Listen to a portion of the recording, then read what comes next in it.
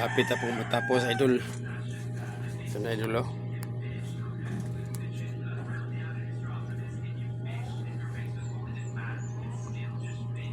Kunti na lang kulang, idol.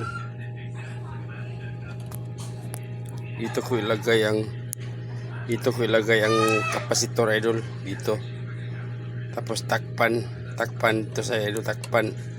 Dito ilagay ang kanyang kapasitor, power supply niya. Ito sa kabila, dito sa kabilang channel, dito ilagay ang kapasitor. Ito, idol.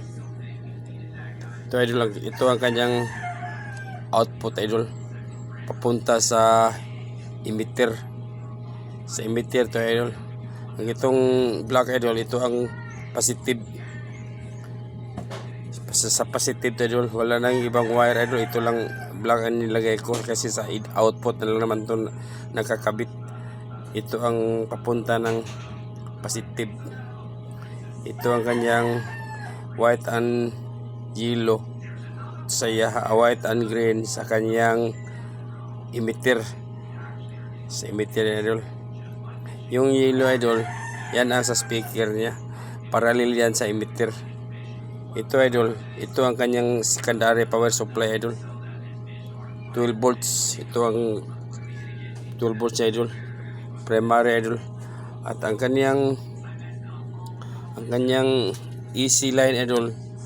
Ito, idol, nakabit ko na, idol. Ito, idol, na.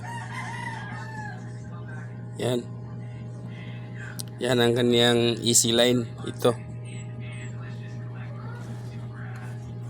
idol. Kunti na lang, idol. Kunti na lang matapos na. Ang tagal kasi. Ito ang 500 watts. Kapag mabuo itong dalawa stereo, 500 watts to, idol.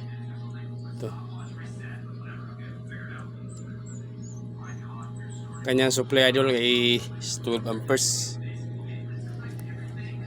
12 amperes, idol. Kanyang power supply. Ang kapasitor pala ilagay ko ito, idol, 25 volts, dalawa, 12,000 microfarad, pwede 15. Yan, para hindi hindi ka po sa